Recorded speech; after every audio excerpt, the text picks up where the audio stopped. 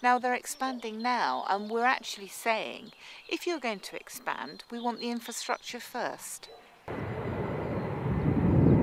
Well, walking on the road is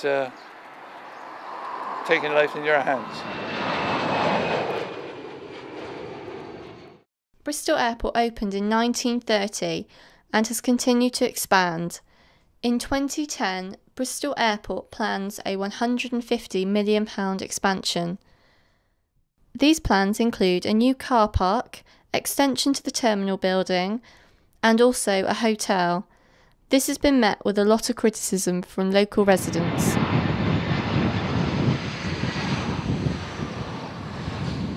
Hi, I'm Hilary Byrne, spokesperson for Stop Bristol Airport Expansion campaign.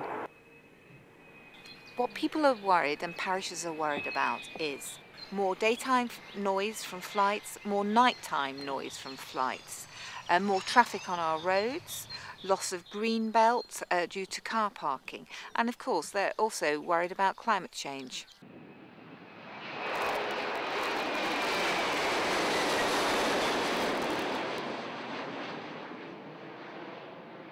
I'm a member of the Green Party, and the Green Party stands for sustainability, and it is of the utmost importance that any development should be compatible with combating the challenge of climate change.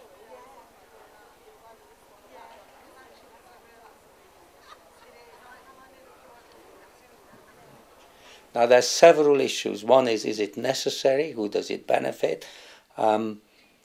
Secondly, is it sustainable in business terms? Is it sustainable for local access and traffic? And then is it in any way compatible with our aims under the Climate Change Act? And I very strongly believe that it isn't.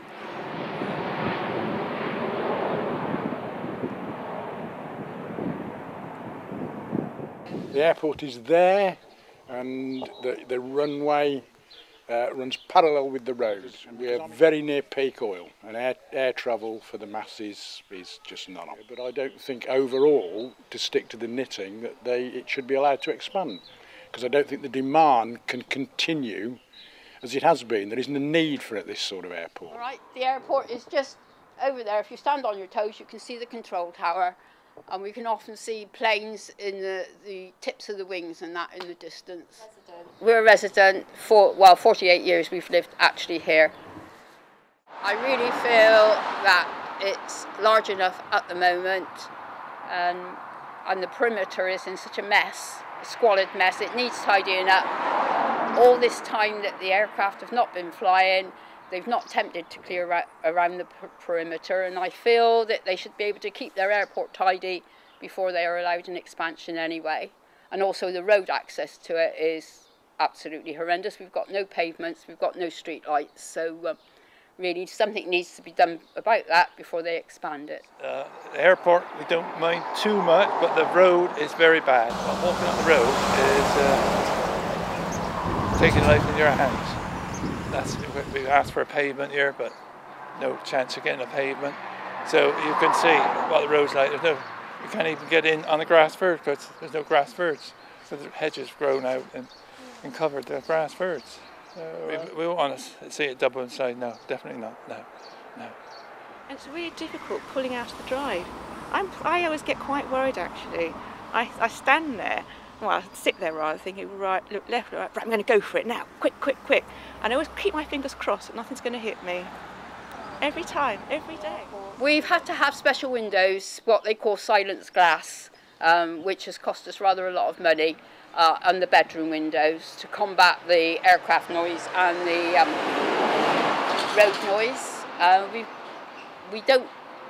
We're not in line for a grant because, well, we aren't in the footpath to get a grant for airport noise.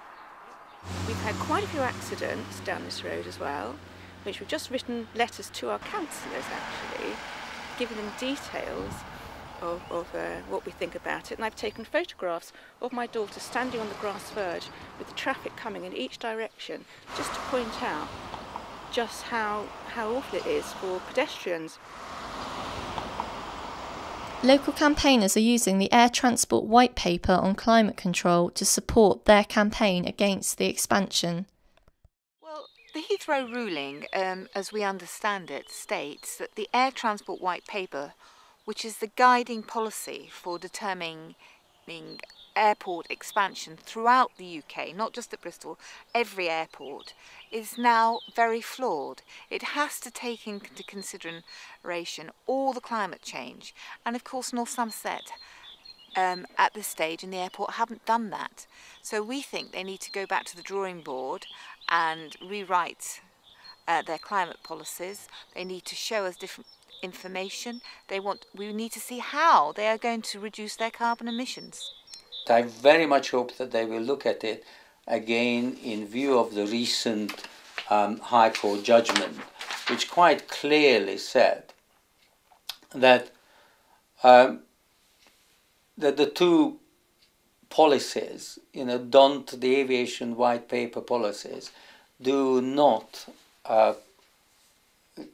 take account of the Climate Change Act of 2008, and the whole thing should be revisited. So I would hope that the decision is postponed.